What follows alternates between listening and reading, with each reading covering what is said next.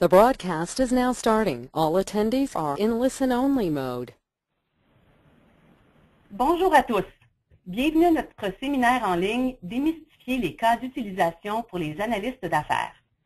Mon nom est Véronique Duhaime de Global Knowledge et je vais assister notre formateur Clément Côté avec la session d'aujourd'hui.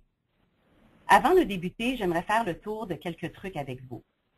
Ce séminaire est enregistré. Nous vous enverrons le lien à l'enregistrement dès qu'il sera disponible. Vous participez à ce séminaire en ligne sûrement en écoutant par défaut les haut-parleurs de votre ordinateur. Toutefois, si vous préférez vous joindre à nous par téléphone, localisez le panneau audio et sélectionnez « Téléphone ». Le numéro de téléphone et le code d'accès y seront affichés. Veuillez noter que vous êtes en mode « Écoute seulement ». Toutefois, il y aura une période de questions à la fin de la session. Nous vous invitons à écrire vos questions dans le carré prévu à cet effet, dans le panneau qui se situe à droite de votre écran et cliquez sur « Envoyer ». Nous répondrons à celle-ci dès que la session sera terminée, lors de la période de questions. Maintenant, permettez-moi de vous présenter notre formateur, M. Clément Côté. Clément cumule plus de 20 ans d'expérience en projet informatique, se spécialisant en analyse d'affaires et en gestion de projet. Son expertise englobe à la fois l'élaboration et la gestion des exigences, la planification, le contrôle de coûts et l'estimation. Il a aussi participé à divers projets visant à développer des systèmes, des procédés et des méthodes d'analyse et de gestion de projet. Initialement formé en ingénierie, il a étendu son expertise aux systèmes et aux technologies de l'information. M. Côté est président de 2C Solutions, une firme spécialisée en analyse d'affaires et en gestion de projets informatiques. Clément, je te cède la parole. Alors, merci Véronique. Alors, bonjour à tous et bienvenue à cette présentation. Alors, comme Véronique l'a si bien dit, aujourd'hui, je vais vous parler des cas d'utilisation, qui est, disons, un de mes sujets favoris dans le domaine de l'analyse d'affaires. Alors, et spécifiquement, je ne veux pas juste vous parler des cas d'utilisation, je veux vraiment vous parler de certains mythes à propos des cas d'utilisation, puis je vais tenter justement d'expliquer, de clarifier un peu qu'est-ce qu'on peut faire avec les cas d'utilisation, particulièrement en analyse d'affaires. Alors, j'assume que si vous êtes ici, si vous participez, c'est que vous êtes sûrement intéressé à l'analyse d'affaires, donc c'est vraiment dans ce contexte-là que je vais vous en parler. Alors, pour la présentation aujourd'hui, j'ai, disons, 4 grands thèmes, 4 grands sujets dont je vais vous parler. Alors, évidemment, je vais commencer dans un premier temps par vous présenter les cas d'utilisation, vous expliquer en quelques mots qu'est-ce que c'est. Évidemment, je ne m'étendrai pas trop sur le sujet. Je suppose que vous avez quand même déjà une petite idée de qu'est-ce que c'est, mais bon, survol historique, etc. Ensuite de ça, peut-être le point le plus important, le deuxième point, je vais vous parler des avantages des cas d'utilisation. Autrement dit, les cas d'utilisation, qu'est-ce que ça peut vous apporter dans un projet? Comment est-ce que ça peut vous faciliter la vie? Troisième point, je vais vous parler de certaines meilleures pratiques. Évidemment, on n'a seulement qu'une heure. Je n'ai pas le temps de m'étendre sur le sujet en long et en large, mais je vais quand même expliquer certains points importants à propos des cas d'utilisation. Et à la toute fin, je vais vous présenter quelques exemples de cas d'utilisation et particulièrement des exemples qui ont été créés spécifiquement dans un contexte d'analyse d'affaires. Alors, sans plus tarder, je débute avec notre premier point. Je vais vous présenter quelques éléments à propos des cas d'utilisation. Alors, que sont les cas d'utilisation? Ce qu'il faut comprendre, et ça c'est peut-être un des premiers mythes à propos des cas d'utilisation, c'est que oui, à l'origine, ça a été créé pour des projets orientés objets. N'ayez crainte, on ne parlera pas d'orienté objet aujourd'hui, ni de C++, ni de quoi que ce soit. Mais ce qui est important de savoir, c'est que les cas d'utilisation, ça a été créé à l'origine pour les projets orientés objets, sauf que depuis une vingtaine d'années, ils ont été adoptés sur tous les types de projets. Donc voilà, c'est la dernière fois dont je vous parlais d'orienté objet aujourd'hui. Mais un des mythes qui est tenace à propos des cas d'utilisation, c'est que ça doit être utilisé seulement dans un contexte orienté objet. Et c'est pas du tout vrai. Alors, si vous regardez le troisième point, ça c'est la définition d'un cas d'utilisation qui avait été établie par la première personne qui a inventé le concept. La définition est un petit peu verbeuse, mais en même temps, elle est très, très précise. Un cas d'utilisation, ça décrit une séquence d'actions accomplies par un système qui produisent un résultat de valeur pour un acteur particulier. Un des mots-clés que vous avez vu dans cette définition-là, c'est le mot système. Pourquoi on fait des cas d'utilisation? Parce qu'on veut décrire qu'est-ce qu'on attend d'un système. Alors, pourquoi on attend quelque chose d'un système? Bien, on est dans un contexte d'un projet de développement, de personnalisation. On est en train de mettre en place un système de gestion de l'information. Et évidemment, quelque part, on va vouloir décrire dans nos exigences, parce que c'est ce que ça fait un analyste, on va vouloir décrire dans nos exigences les comportements, les actions qui vont devoir être faites par ce système afin que le système, justement, fasse quelque chose d'utile, ce que j'appelle un résultat de valeur, pour un acteur particulier. Alors, je m'en vais au dernier point. Autrement dit, cas d'utilisation, ça décrit ce qu'un acteur, on va voir un petit peu plus tard qu'est-ce que je veux dire par un acteur, mais c'est relativement simple. Le concept d'un acteur, c'est un utilisateur d'un système. Alors, ce qu'un acteur cherche à accomplir avec un système, ce que le système doit faire pour un acteur. Alors, vous voyez que dans les 2 points, dans le bas de la page, on parle de la relation entre un acteur et un système. Alors, si je récapitule dans cette diapo-là, de quoi est-ce qu'on parle? On dit qu'un cas d'utilisation, ça sert à décrire le moment où un utilisateur et un système interagissent entre eux. Et pourquoi ils interagissent? Bien, afin d'obtenir quelque chose d'utile, quelque chose de valeur. Alors ça, c'est le premier point à propos des cas d'utilisation. Jusqu'à maintenant, je sais que c'est quand même assez théorique, mais vous allez voir, ça va se préciser. Autrement dit, un cas d'utilisation, c'est quoi? C'est une description de l'interaction entre une entité externe, une personne ou quoi que ce soit, et un système. Mais un deuxième point qui est très, très important, et ça reste dans mon thème de démystifier, un cas d'utilisation, c'est une description externe du système. Vous savez comme moi, si vous avez travaillé sur des projets informatiques, vous savez comme moi qu'il y a plein de façons de décrire le comportement, de décrire un système de l'intérieur. On peut décrire l'architecture d'un système, on peut décrire les composantes d'un système, on peut décrire les flux de données dans un système, mais toutes ces approches-là servent à décrire un système de l'intérieur. Un cas d'utilisation, c'est vraiment fait pour décrire un système de l'extérieur. Autrement dit, dans une approche de cas d'utilisation, le système est traité comme une boîte noire. Autrement dit, une boîte magique, on interagit avec la boîte et il se passe quelque chose de magique à l'intérieur de la boîte. Et le but du cas d'utilisation, ce n'est pas d'expliquer comment la boîte fonctionne, mais vraiment d'expliquer qu'est-ce que la boîte fait.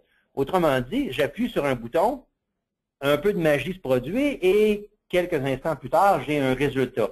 Le cas d'utilisation sert à décrire la demande que je fais envers le système et le résultat que le système me retourne, sans nécessairement expliquer justement la mécanique du système. Donc, dernier point dans le bas de la diapo, un cas d'utilisation, premièrement, ce n'est pas seulement un diagramme, ça je reviendrai là-dessus, et un cas d'utilisation, c'est certainement pas une description interne du système. Il y a plein de gens dans une équipe de projet, que ce soit des programmeurs, des concepteurs, des analystes de système, des analystes de bases de données, dont les responsabilités, c'est de décrire le système selon une perspective interne. Nous, on est des analystes d'affaires. Il faut se souvenir que notre clientèle principale, ce ne sont pas les développeurs ni les programmeurs, notre clientèle principale, celle qu'on doit satisfaire, ce sont des utilisateurs. Et les utilisateurs ne s'intéressent pas à l'intérieur d'un système, mais s'intéressent plutôt à son comportement externe. Et c'est ça pourquoi les cas d'utilisation ont été conçus à la base. Puisqu'on parle justement de description externe, bien, ça veut dire que les cas d'utilisation s'appliquent bien à certains types de projets, mais qu'il y a d'autres projets pour lesquels ça s'applique beaucoup moins. Alors, ce que je dis dans cette diapo aussi, les cas d'utilisation sont à leur meilleur avec des systèmes qui ont des applications très interactives pour l'utilisateur. Applications très interactives pour l'utilisateur, on pense immédiatement à, par exemple, un site web. Un site web, c'est quelque chose qui est très, très interactif. Et pour décrire les exigences envers un site web, bien justement, les cas d'utilisation, ça peut être intéressant.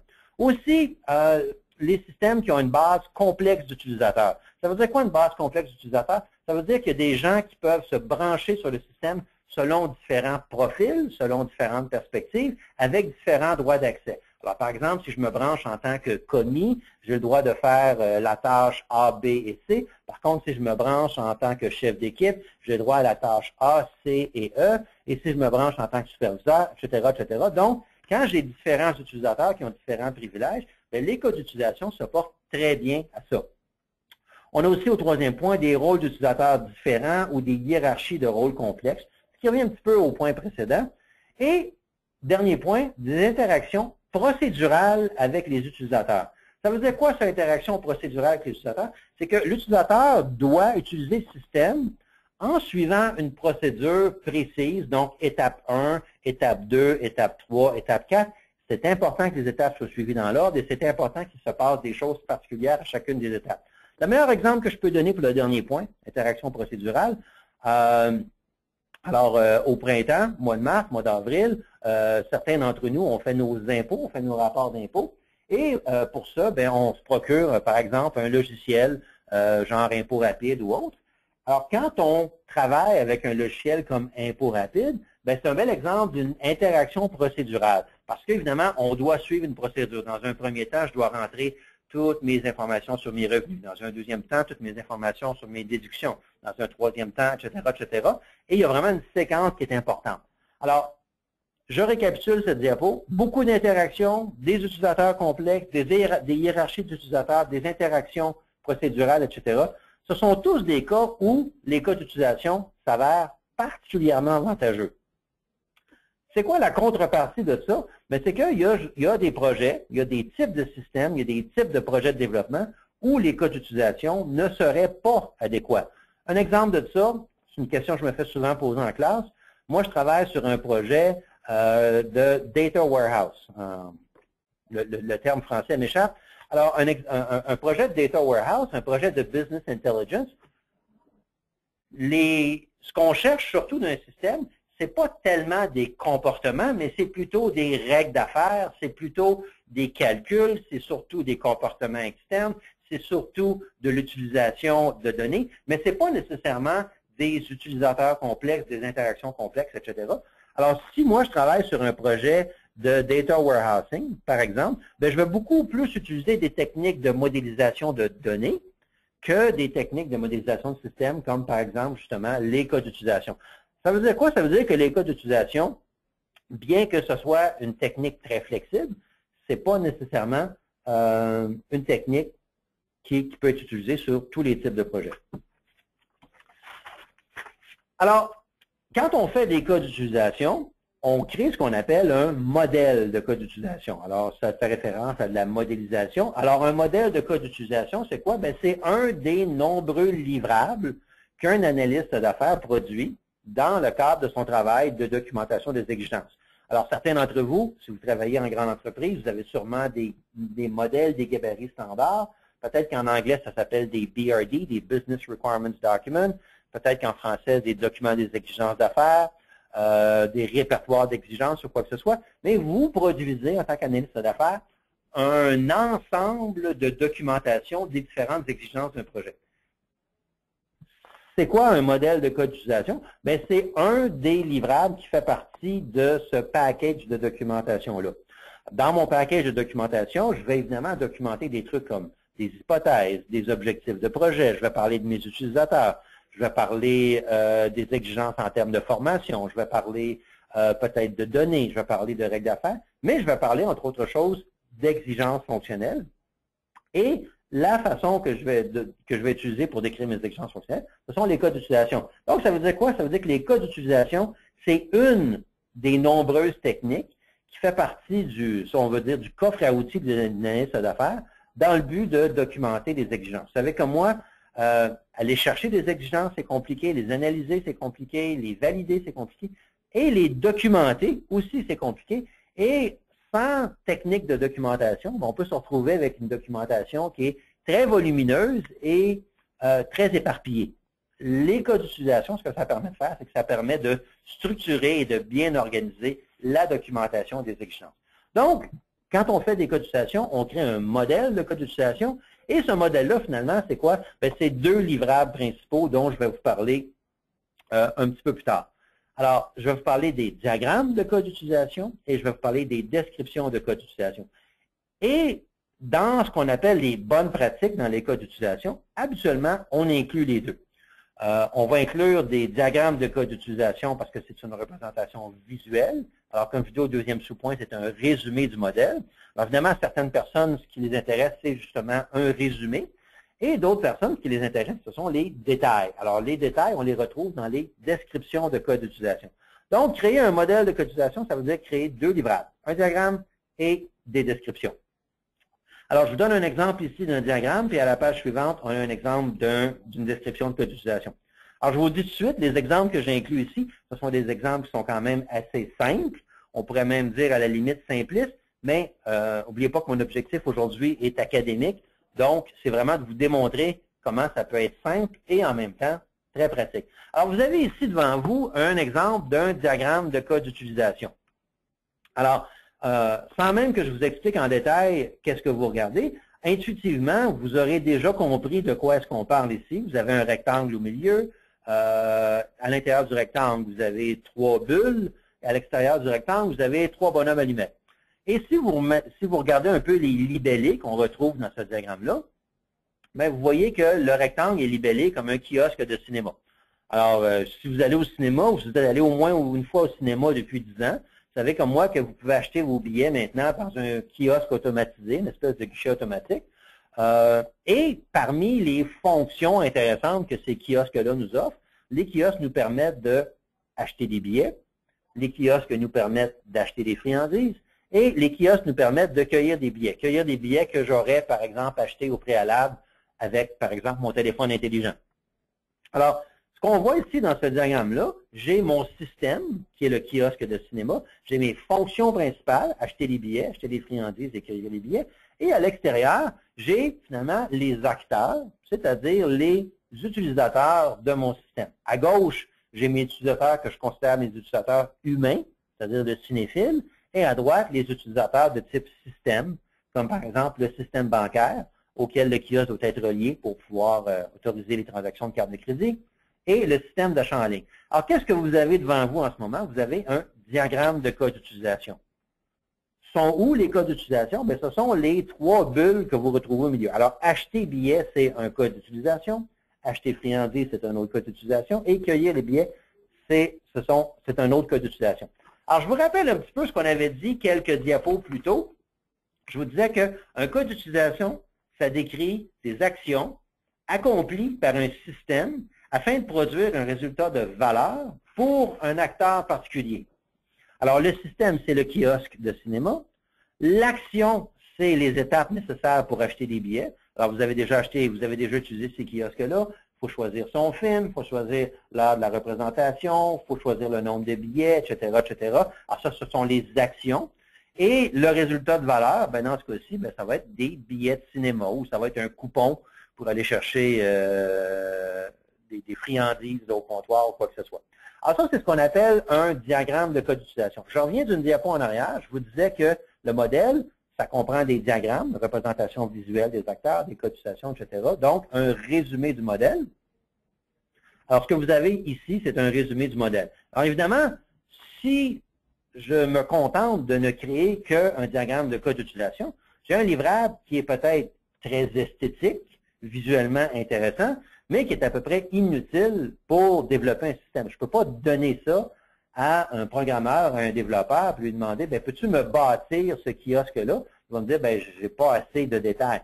Par contre, ce à quoi ça sert à expliquer à, par exemple, un décideur, une partie prenante, un directeur, quoi que ce soit. Ça sert à résumer c'est quoi les fonctions principales d'un système, sans justement aller dans les détails. Parce que, vous savez comme moi, des fois, dans nos discussions, on ne veut pas nécessairement aller dans les détails. Par contre, certaines personnes vont sûrement nous demander, oui, mais les détails, c'est quoi? Alors, je m'en vais à la page suivante. Alors, ce que vous avez devant vous maintenant, c'est une description d'un code d'utilisation. Alors, si vous regardez dans le haut de la liste, il est écrit code d'utilisation, acheter billet. Alors, acheter billet, finalement, ça correspond à ce que vous avez ici, la toute première bulle en haut, acheter les billets. Alors, ça, c'est un des codes d'utilisation. Donc, implicitement, ce que vous voyez à cette page-ci, vous auriez la même chose 3 fois pour chacun des cas d'utilisation. Et ce que vous avez devant vous, les étapes 1, 2, 3, 4, 5, 6, c'est ce qu'on appelle un scénario d'utilisation. Alors, un cas d'utilisation, quand on décrit un cas d'utilisation, on le décrit au moyen d'un scénario d'utilisation. Alors, c'est quoi un scénario? Bien, vous avez déjà entendu le terme, en français, un scénario, bien, finalement, c'est une histoire. Certains d'entre vous ont peut-être déjà entendu l'expression un storyboard, peut-être que vous avez entendu parler des des user stories ou quoi que ce soit. C'est pas exactement la même chose, mais ça finit par y ressembler étrangement. Alors, si vous regardez ici, je vous lirai pas tous les détails, mais vous voyez la première étape. Le cas d'utilisation débute lorsque le cinéphile choisit l'option d'acheter des billets. Le système offre alors le choix entre la date d'aujourd'hui et une date dans le futur. L'étape suivante, le cinéphile choisit la date d'aujourd'hui. L'étape suivante, le système offre une liste de films à l'affiche à la date sélectionnée, etc., etc., etc. Qu'est-ce que c'est que chacune de ces étapes-là? Chacune de ces étapes-là, c'est une action, et plus précisément, c'est même une interaction entre, dans ce cas-ci, le cinéphile et la machine. Alors, autrement dit, qu'est-ce que je me trouve à décrire ici? Je me trouve à décrire à quoi va ressembler l'expérience d'un cinéphile lorsque celui-ci va utiliser le kiosque afin d'obtenir un résultat de valeur, c'est-à-dire obtenir des billets pour la représentation souhaitée, etc., etc. Alors, qu'est-ce que je me trouve à décrire dans ce scénario-là? Je me trouve à décrire mes exigences en termes de comportement de système, autrement dit, mes exigences fonctionnelles. Alors, sans aller nécessairement dans toute la théorie de l'analyse d'affaires, vous savez comme moi qu'en analyse d'affaires, un analyste se préoccupe d'exigences, des exigences d'affaires, des exigences des parties prenantes, des exigences fonctionnelles, des exigences non fonctionnelles, etc. Ce que vous avez devant vous en ce moment, ce sont des exigences fonctionnelles. L'étape numéro 1, c'est une exigence fonctionnelle. L'étape numéro 2, c'est une autre exigence fonctionnelle. L'étape numéro 3, l'étape numéro 4, etc., etc. Alors, ce que vous avez devant vous, finalement, c'est la liste de toutes les exigences fonctionnelles que j'ai envers le système. Bon, évidemment, ce n'est pas toute la liste parce que je n'ai pas mis toutes les étapes et je n'ai pas mis tous les cas d'utilisation, mais imaginez que chaque cas d'utilisation est décrit avec autant de détails. Bien, finalement, vous avez décrit les exigences fonctionnelles envers le système. Alors, je récapitule cette première partie de ma présentation avec 3 mythes que j'espère avoir démystifiés. Premier mythe, les cas d'utilisation sont réservés aux développeurs. Alors ça, c'est un mythe qu'on entend souvent. Ah, chez nous, ce n'est pas les analystes qui font ça, ce sont les développeurs, etc. Ça, c'est un premier mythe qui est faux. À l'origine, il faut savoir que les cas d'utilisation ont été inventés par un monsieur Ivar Jacobson et les gens auxquels c'était destiné, ce n'étaient pas des développeurs, c'était des analystes. Ça s'appelait peut-être pas des analystes d'affaires à l'époque, mais vraiment des analystes. La technique a été conçue par et pour des analystes, pas pour des programmeurs. Ça ne veut pas dire que les programmeurs ne peuvent pas les utiliser, mais à la base, les cas d'utilisation, c'est une technique pour les analystes. Deuxième mythe, les cas d'utilisation sont complexes. C'est vrai que si vous allez voir sur Internet, si vous consultez des exemples, si vous achetez des bouquins, etc., souvent les exemples de cas d'utilisation qu'on retrouve là-dedans sont souvent complexes. Sauf que les cas d'utilisation ne sont pas complexes à la base. Souvent, les gens qui travaillent avec des cas d'utilisation créent des cas d'utilisation qui sont complexes, mais la technique elle-même n'a pas à l'être. C'est une technique qui est très, très simple. Et en analyse d'affaires, règle générale, justement, on vise la simplicité. Troisième mythe, les cas d'utilisation sont une panacée. Personnellement, je suis un des plus grands fans qui n'a pas de cas d'utilisation, mais je sais très bien que ça ne règle pas tous les problèmes dans un projet. J'adore utiliser les cas d'utilisation dans un projet, mais j'utilise plein d'autres techniques. J'utilise des diagrammes de flux de travaux avec des PMN, j'utilise des modèles de données, j'utilise d'autres trucs qui viennent du ML ou quoi que ce soit. Alors, oui, les cas d'utilisation sont très utiles, mais on ne peut pas dire, ben moi, je remplace toutes mes techniques par les cas d'utilisation.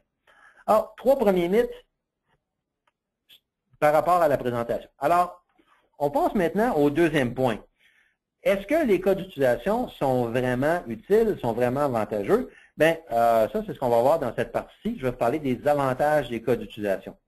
Alors, comme je vous ai dit dans la première partie, les cas d'utilisation sont surtout utilisés pour documenter les exigences fonctionnelles, c'est-à-dire le comportement attendu d'un système. Et ce que j'ajoute au deuxième sous-point, c'est qu'on limite leur usage au comportement observable d'un système. Ça veut dire quoi un comportement observable? Bien, par exemple, si moi, je me sers de mon téléphone intelligent pour placer un appel, Le comportement observable, c'est quoi? C'est moi qui entre un numéro de téléphone, qui appuie sur la touche chaîne, puis au bout de quelques secondes, mon interlocuteur est au bout de la ligne. Entre les deux, il s'est passé plein de trucs à l'intérieur de mon téléphone, dont, en tant qu'utilisateur, dont je n'ai pas eu conscience. Ça, c'est ce que j'appelle les comportements non observables. Tout ce qui se passe derrière, si on veut, derrière la boîte noire. Alors, ce qu'il faut comprendre, c'est que les cas d'utilisation, c'est vraiment utilisé pour les comportements observables. Les comportements non observables, il y a d'autres techniques pour ça. Donc, les avantages, ce que ça me permet de faire, ça me permet d'axer toutes mes exigences, non pas autour d'un système, autour d'une composante, autour d'un écran ou autour d'un rapport. Plutôt, j'organise toutes mes exigences autour des personnes qui vont utiliser et qui vont profiter du système. Alors ça, c'est important.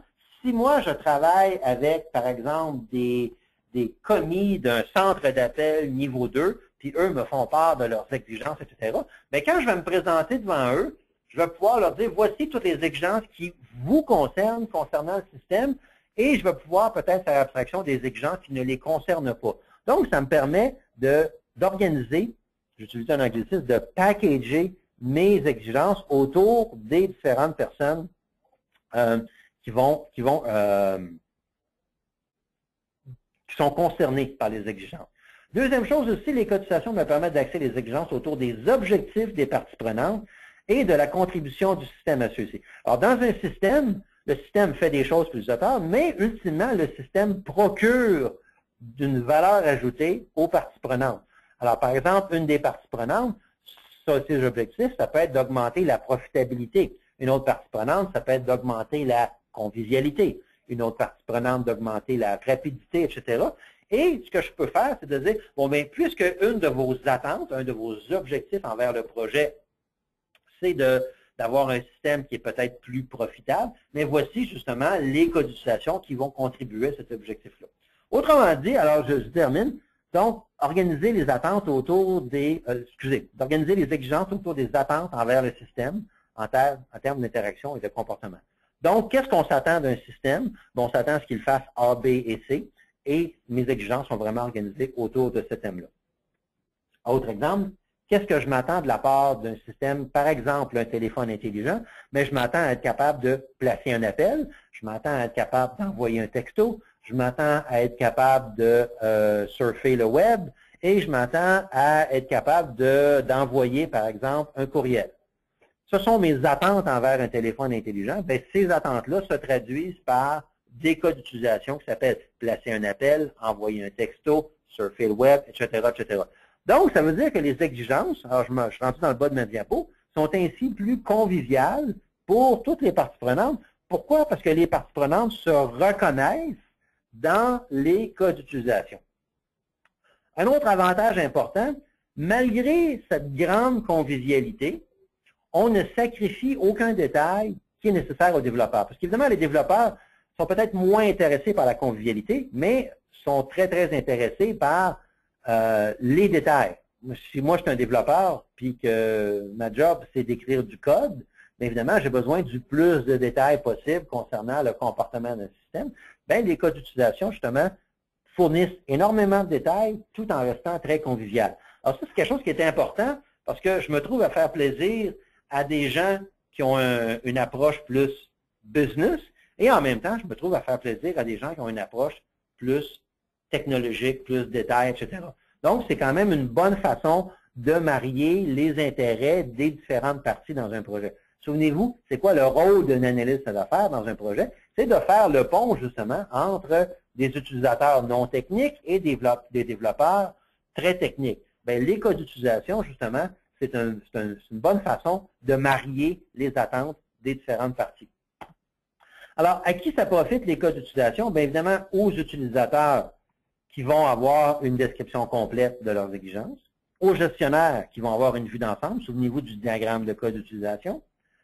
Les cas d'utilisation vont aussi profiter aux développeurs parce qu'eux vont trouver tous les détails nécessaires. Les cas d'utilisation vont aussi profiter aux testeurs. Au Québec, des testeurs, on les appelle aussi des essayeurs. Ce sont les gens qui font des essais, les gens qui travaillent en assurance qualité. Alors, les testeurs, les essayeurs, qui vont pouvoir facilement les transformer en cas d'essai. Alors, je suis sûr que certains parmi vous vous avez déjà eu à rédiger des cas d'essai. Vous savez comme moi que rédiger des cas d'essai, c'est long, c'est pénible et c'est beaucoup d'ouvrage. Par contre, si j'ai la chance de le faire à partir d'un cas d'utilisation, souvenez-vous du scénario qu'on a vu tantôt, un scénario de cas d'utilisation, ça se transforme quand même assez facilement en scénario d'essai.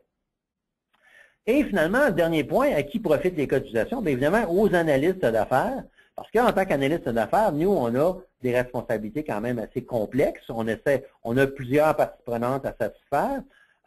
Et on se retrouve finalement avec une technique qui est relativement simple et conviviale pour justement éliciter, documenter les exigences. Autre avantage des cas d'utilisation, non seulement ça nous facilite la vie pendant la phase d'analyse, donc la phase de découverte des exigences, d'analyse des exigences, de documentation, de validation, mais ça facilite aussi d'autres tâches qu'on va retrouver en aval du projet, donc des tâches plus tard. Alors, comme je t'explique dans cette diapo-là, en plus de faciliter la tâche des membres de l'équipe du projet, les cas d'utilisation vont permettre une meilleure transition vers certaines activités en aval. Par exemple, les gestionnaires de projet, un des grands dilemmes des gestionnaires de projet, un des cauchemars des gestionnaires de projet, c'est de toujours devoir répondre à la question combien de temps ça va prendre, combien ça va coûter. Alors, une des responsabilités d'un gestionnaire de projet, c'est de faire de l'estimation, estimer la taille d'un projet. Ça peut être en heures personnes, ça peut être en dollars ou quoi que ce soit. Bien, les cas d'utilisation, c'est une technique il y a une technique associée au cas d'utilisation qui permet justement d'estimer la taille du projet. La réponse, ça peut être en jours personnes, en heures ou quoi que ce soit, en utilisant une technique qui s'appelle la technique des Use Case Points. Je n'expliquerai pas la technique ici aujourd'hui, mais finalement, c'est une technique qui fait une corrélation directe entre la taille d'un projet et mon modèle de cas d'utilisation. L'idée étant que plus j'ai de cas d'utilisation, bien, plus le développement de la solution va coûter cher, plus j'ai d'utilisateurs, plus ça va être complexe, etc. Donc, c'est une technique mathématique qui fait une corrélation entre la complexité des exigences, c'est-à-dire le cas d'utilisation, et la taille d'un projet. Et les gestionnaires de projet vont souvent utiliser cette technique-là, justement, pour estimer la taille d'un projet. Autre truc dont j'ai déjà parlé, les essais, l'assurance qualité. Alors, habituellement, les cas d'essai sont rédigés plus tard dans le cycle de vie de projet, peut-être parfois simultanément pendant la conception, pendant les développements. Alors, évidemment, si on a des cas d'utilisation qui ont été créés pendant la phase d'analyse, ça va faciliter beaucoup la création des cas d'essai. Autre activité, les activités de conception et de développement. Alors, évidemment, on assume, on est dans un projet où il y a du développement informatique à faire. Bien, les activités de conception et de développement vont être facilitées parce que, justement, on va avoir clarifié clairement le comportement souhaité de la solution. Et le dernier point, une autre des activités qu'on va retrouver encore plus tard dans le cycle de vie de projet, c'est la documentation. Évidemment, la documentation, vous savez comme moi, dans un projet informatique, c'est souvent le parent pauvre. Pourquoi c'est le parent pauvre? Parce qu'il y a certaines parties prenantes qui considèrent que ce n'est pas si important que ça. Ça se passe souvent en fin de projet. Souvent, on va tourner les coins ronds quand vient le temps de documenter, etc. Et les cas d'utilisation, il faut se souvenir que les cas d'utilisation décrivent les attentes des utilisateurs envers le système, donc les attentes en termes de comportement. Si j'ai déjà écrit j'ai déjà rédigé dans un cas d'utilisation le comportement souhaité de l'application pour l'utilisateur, mais évidemment, ça va être beaucoup plus facile pour moi ensuite de ça de transformer ces exigences-là en documentation. Documentation de système, documentation d'utilisateurs, documentation pour des scripts, par exemple, au centre d'appel, etc. Quand les gens appellent au centre d'appel avec des problèmes, souvent, la question qu'ils posent, c'est comment est-ce que je peux faire pour réussir à... Puis là, la prochaine chose qu'ils disent, c'est souvent, c'est un cas d'utilisation. Alors, comment est-ce que je peux faire pour utiliser votre fameux kiosque de cinéma pour pouvoir acheter des billets? Et si j'ai un cas d'utilisation, le cas d'utilisation va me servir à faire un script pour justement expliquer en détail dans une documentation l'expérience des utilisateurs. Donc, partie 2 des mythes à propos des cas d'utilisation. Première chose, les utilisateurs ne comprendront pas les cas d'utilisation. C'est faux. Si vos utilisateurs ne comprennent pas les cas d'utilisation, c'est probablement parce que vous ne leur montrez pas des cas d'utilisation d'analyse, mais peut-être des cas d'utilisation de développement ou de conception dont je ne parle pas ici aujourd'hui. Il faut se souvenir que les cas d'utilisation doivent être rédigés en premier lieu à l'intention des utilisateurs, parce que si eux ne les comprennent pas, bien, vous venez de perdre votre temps. Deuxième mythe, les développeurs vont ensuite devoir rédiger des exigences fonctionnelles. Ça aussi, c'est faux. Si je fais des cas d'utilisation, bien, mes exigences fonctionnelles, je les ai. Alors, ce que ça veut dire, c'est que quand je fais des cas d'utilisation, je n'ai pas à réécrire mes exigences. Mes exigences, elles y sont. Donc, il n'y a pas de dédoublement de travail. C'est le même travail qu'on fait, sauf qu'on le fait de façon beaucoup plus intelligente, plus efficace. Alors, je poursuis avec quelques bonnes pratiques dans le domaine de la rédaction des cas d'utilisation. Alors, encore une fois, évidemment, j'aimerais bien prendre 3 jours pour vous parler de cette section-là, mais je vais plutôt prendre environ 10 minutes pour vous parler justement des meilleures pratiques. Alors, il faut se souvenir que quand on fait des cas d'utilisation, il y a 2 choses qui nous intéressent. Alors, vous vous souvenez un petit peu plus tôt, dans l'exemple qu'on avait vu dans le diagramme, il y avait le rectangle. À l'intérieur du rectangle, il y avait les ovales. Je vous avais dit les ovales, ce sont les cas d'utilisation. Puis à l'extérieur du rectangle, on a les bonhommes allumettes, ce sont les acteurs. Alors, ce qui est important quand on fait des cas d'utilisation, c'est pas de s'enfarger dans toute la mécanique, les gabarits, les préconditions, les post-conditions, les extend, puis les include, puis tout ça. Ce qui est important, c'est de comprendre 2 concepts de base, et 2 concepts qui sont quand même assez simples. Premier concept, le concept d'un acteur. Deuxième concept, les cas d'utilisation. Et les acteurs, vous pourriez lire des pages et des pages de description, mais finalement, c'est quoi un acteur? Un acteur, ça représente une personne ou un système qui se trouve à l'extérieur de notre système. Alors, évidemment, c'est un petit peu mêlant, parce que le mot système apparaît 2 fois dans cette définition-là. Mais on parle des systèmes externes à notre système. Alors, par exemple, si je suis en train de travailler sur le développement d'un kiosque de cinéma, le kiosque de cinéma, c'est mon système, et ça, c'est la boîte que je retrouve dans le hall d'entrée du cinéma. Évidemment, ce kiosque-là, vous vous doutez très bien, il est relié à d'autres systèmes. Il est relié, par exemple, au système de Visa, de Mastercard, qui va autoriser la transaction de carte de crédit, Interact, quoi que ce soit. Il est probablement aussi relié à un système d'alarme. Il est peut-être relié à la base de données qui contient tous les billets disponibles pour toutes les représentations, etc. Donc, les acteurs, c'est quoi? Ben, c'est dans un premier temps le client du cinéma qui vient utiliser le kiosque, mais c'est aussi tous les autres systèmes qui doivent interagir avec mon fameux kiosque. Alors ça, c'est le premier concept. Une fois qu'on a maîtrisé ce concept-là, on a maîtrisé à peu près 50% de ce que ça prend pour comprendre les cas d'utilisation. Deuxième concept, ben, ce sont les cas d'utilisation eux-mêmes, les fameuses ellipses ou les ovales qu'on a vues dans le diagramme. Et c'est quoi un cas d'utilisation? Ben, chaque cas d'utilisation représente des actions accomplies par les acteurs avec le système afin d'obtenir quelque chose de valeur. Alors, je vous donne un autre exemple d'un système. Je reviens à mon exemple de téléphone intelligent. Alors, qu'est-ce que je veux faire avec mon téléphone intelligent pour obtenir quelque chose de valeur? Ben, je veux, par exemple, être capable de placer un appel. C'est la raison première pour laquelle on s'équipe d'un téléphone, c'est pour pouvoir placer et recevoir des appels. Ce sont des cas d'utilisation. On veut être capable d'envoyer des messages, recevoir des messages, des textos, etc. Mais on peut aussi vouloir, par exemple, consulter sa page Facebook. On peut aussi peut-être vouloir jouer à des jeux ou quoi que ce soit. Chacun de ces trucs-là, ce sont des cas d'utilisation. Alors, il y a un acteur, c'est-à-dire une entité externe à mon système, et il y a des cas d'utilisation, des actions. Alors ça, c'est 2 éléments de base qu'on doit maîtriser, mais qui sont quand même relativement simples. Alors, quelques petites notes supplémentaires concernant les acteurs. Alors, les acteurs, ça représente des rôles joués par les utilisateurs du système. Pourquoi le mot rôle? Vous vous souvenez peut-être tantôt dans mon fameux kiosque de cinéma, un des acteurs qui était à gauche était libellé avec le mot cinéphile. Alors évidemment, je suis pas mal certain que autant que vous soyez un amateur de cinéma, vous ne vous définissez pas intrinsèquement comme étant un cinéphile. Vous êtes peut-être un analyste, vous êtes peut-être un père de famille, une mère de famille ou quoi que ce soit, mais personne ne se définit à la base comme un cinéphile.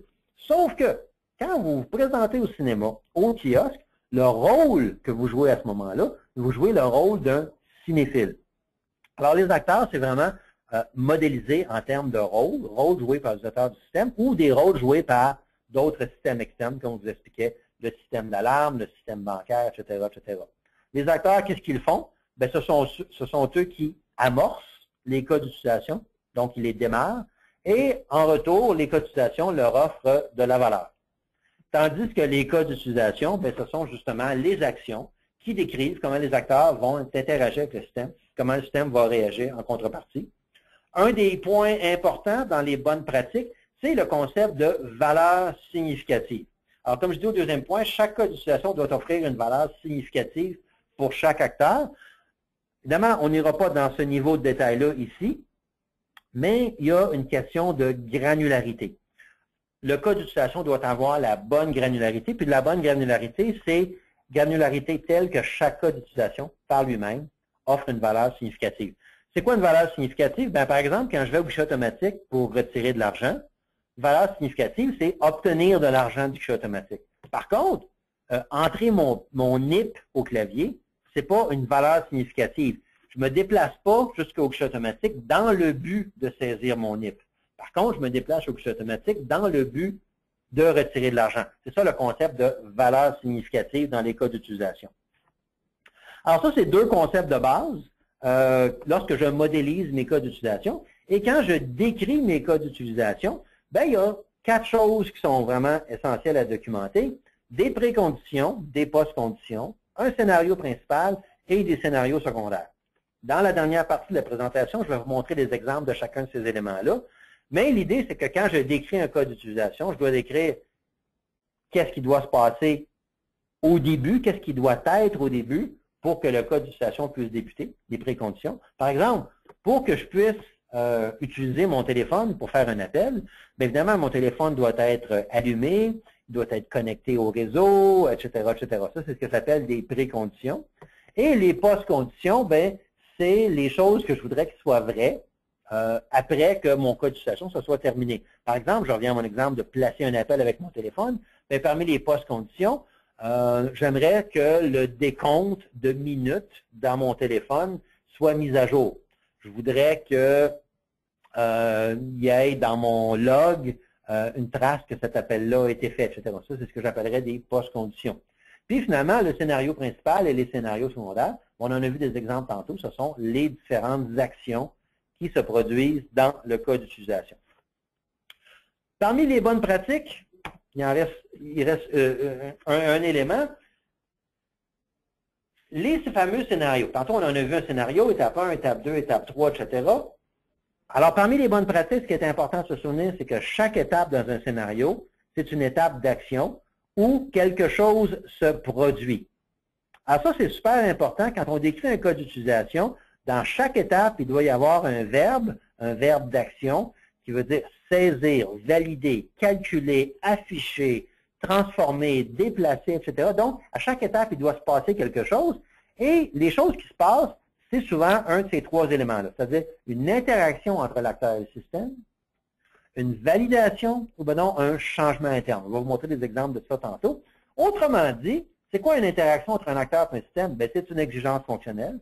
C'est quoi une validation effectuée par le système? Par exemple, le système qui vérifie si votre mot de passe est correct, bien ça, c'est une exigence fonctionnelle. Ou un changement interne quand le système doit transformer, calculer quelque chose. Ça aussi, c'est une exigence fonctionnelle. N'oubliez pas, une exigence fonctionnelle, c'est un comportement. Puis, un système se comporte de 3 façons différentes. Interaction, validation ou transformation. Alors, 3e série des mythes à propos des cas d'utilisation. Premier mythe, les acteurs représentent la même chose que les utilisateurs. Ce n'est pas tout à fait vrai, parce que, comme je vous ai dit, les acteurs représentent des rôles joués par les utilisateurs. Ça, c'est une des premières choses. Autre chose, autre mythe persistant, tenace, les fameuses relations include et extend. Ceux qui ont déjà vu des diagrammes de cas d'utilisation, les diagrammes ressemblaient probablement pas à ce que je vous ai montré tantôt. Ça ressemblait probablement plus à une espèce de spaghetti monstrueux, avec toutes sortes de lignes qui relient les cas d'utilisation entre eux. Ça, c'est des relations qui existent dans les cas d'utilisation, des include, des extend, etc. Sauf que ce pas des trucs qui sont utiles en analyse d'affaires, c'est des trucs qui sont beaucoup plus utiles pendant l'étape de conception. Donc, un des mythes, c'est que les relations sont essentielles à un modèle de cas d'utilisation. C'est totalement faux. En analyse d'affaires, je vous dirais qu'à la limite, on est mieux de ne pas les utiliser. Alors, je termine, il me reste à peu près 5 minutes. Je vous montre quelques exemples, puis après ça, on va pouvoir passer à la période de questions. Alors, voici un exemple d'un diagramme de cas d'utilisation. Alors, si vous regardez ce diagramme-là, il est quand même assez simple. Bon, il y a 7 cas d'utilisation avec 5 acteurs, 2 à gauche, 3 à droite, mais si vous prenez quelques secondes pour regarder ce diagramme-là, vous vous rendez compte que le diagramme n'est pas si compliqué que ça. Alors, au milieu, qu'est-ce qu'on a? J'ai un rectangle, ça c'est mon fameux système. Depuis le début de la présentation que je vous parle du système, le système, le système. Dans ce cas-ci, c'est quoi? Le système, c'est le site web de réservation de voyages en ligne. Alors, pensez au site de Expedia, par exemple. Qu'est-ce que vous avez à l'intérieur du rectangle? Bien, vous avez finalement les 7 cas d'utilisation, les 7 fonctions, les 7 choses utiles que je peux faire grâce à Expedia. Qu'est-ce que je peux faire grâce à Expedia? Je peux réserver un vol, je peux réserver un hôtel, réserver une automobile, je peux gérer mon profil, je peux vérifier le statut de mon vol, je peux obtenir la météo, examiner les destinations, etc., etc. Évidemment, il y en a probablement plus que ça, mais si on regarde, c'est quoi les choses utiles que Expedia fait? Bien, il y en a à peu près 7. Expedia, évidemment, ce n'est pas une bulle isolée. Expedia interagit avec des acteurs. Alors, évidemment, à gauche, on a des organisateurs de voyage. C'est quoi? C'est peut-être un agent de voyage, c'est peut-être le voyageur lui-même ou quoi que ce soit. Et évidemment, le voyageur. Alors, évidemment, qui va sur Expedia? Bien, la personne qui voyage et la personne qui s'occupe de faire les réservations. Évidemment, Expedia, c'est un site web, mais le site web lui-même va interagir avec d'autres systèmes externes, comme par exemple les lignes aériennes. Parce qu'évidemment, quand je demande à Expedia de me donner le statut d'un vol, Expedia ne connaît pas le statut du vol. Expedia doit parler avec la compagnie aérienne pour obtenir le statut du vol. Expedia doit interagir avec un système de réservation, un service de météo, etc., etc. Ce que vous avez devant vous, c'est un exemple simple d'un diagramme de cas d'utilisation pour un site web. Alors, ça, à quoi ça sert? Ça sert à montrer de façon très haut niveau quelles sont les fonctions principales d'un système. Ce que vous avez ensuite de ça à la page suivante, vous avez un exemple d'un scénario de cas d'utilisation. Je ne suis pas resté dans le terme d'Expedia, parce que je trouvais que ce scénario-là était très connu de tous. Alors, ce que vous avez devant vous, vous avez un scénario principal pour un cas d'utilisation qui s'appelle retirer de l'argent. Pas sur Expedia, évidemment, sur un guichet automatique. Vous avez 18 étapes, je ne vous les lirai pas chacune des 18, mais chacune de ces 18 étapes-là, c'est une action, c'est une étape qui se produit au moment où un client utilise un guichet pour retirer de l'argent. Et ce que vous constatez, c'est qu'à chacune des étapes, il y a un et un seul verbe. Alors, choisir, présenter, choisir, demander, fournir, valider, transmettre, autoriser, dispenser, retirer, mettre à jour, offrir, demander, ce sont des verbes. Chacun de ces verbes-là représente une action et chacune de ces actions-là implique le système d'une façon ou d'une autre.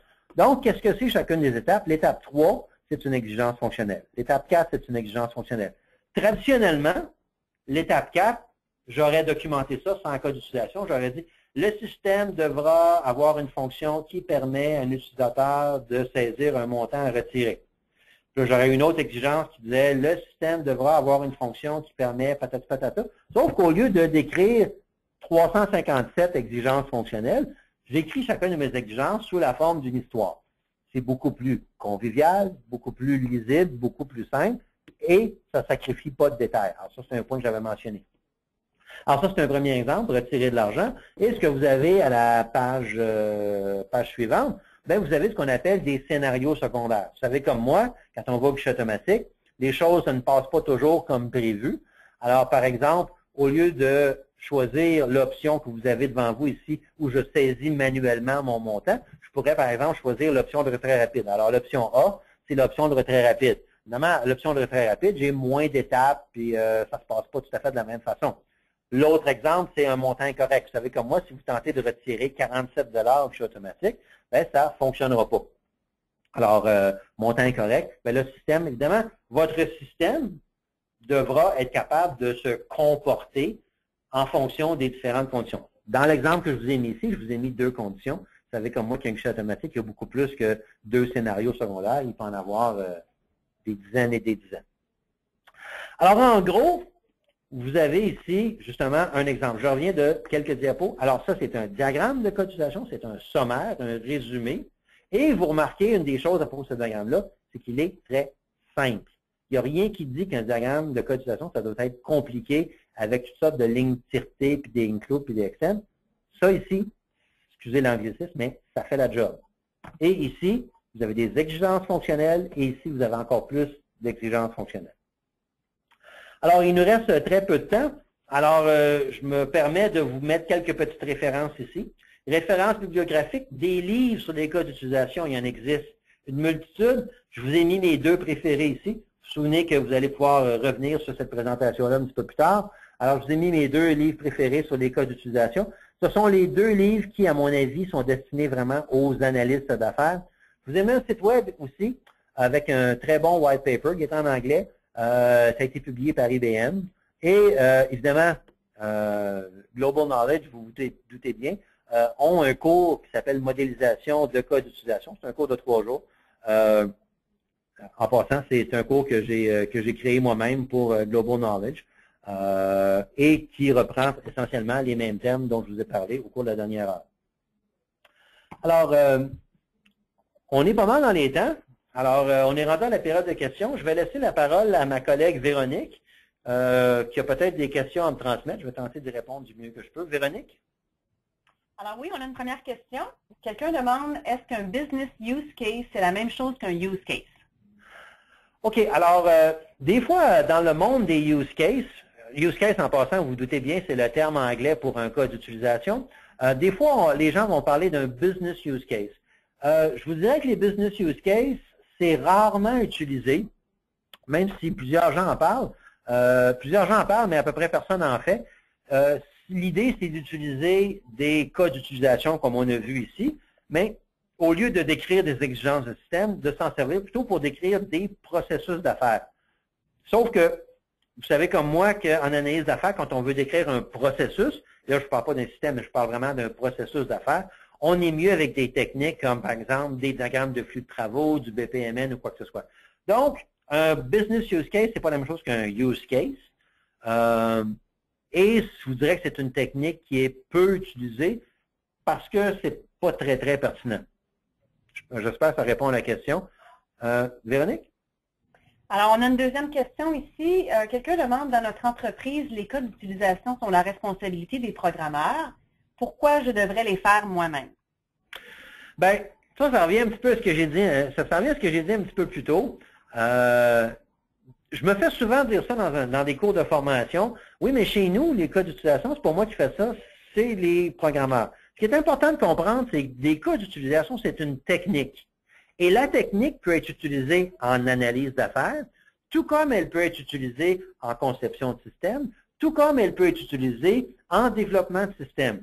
Alors, le fait que vos développeurs créent des cas d'utilisation, encore une fois, je ne connais pas les détails, je ne suis pas dans votre entreprise, mais le fait que les développeurs créent des cas d'utilisation, ça n'empêche pas que les analystes le fassent.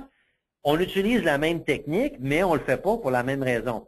Certains l'utilisent pour décrire comment un système va fonctionner, description interne, ça c'est les développeurs, les concepteurs, et d'autres, les analystes, vont l'utiliser beaucoup plus pour décrire qu'est-ce que le système doit faire. Alors voilà, je ne sais pas s'il y a d'autres questions, Véronique? Non, il n'y a plus de questions pour le moment. Il n'y a plus de questions? Oh mon Dieu, 2 questions. Alors, je vous remercie à tous d'avoir assisté à ce petit webinaire. J'espère que vous avez trouvé ça intéressant. J'espère que vous avez appris quelques petits trucs. Un condensé de cas d'utilisation en moins d'1 heure. Alors, je laisse la parole à ma collègue Véronique pour la fin des choses. Alors, voilà, Véronique, je te laisse la parole. Merci.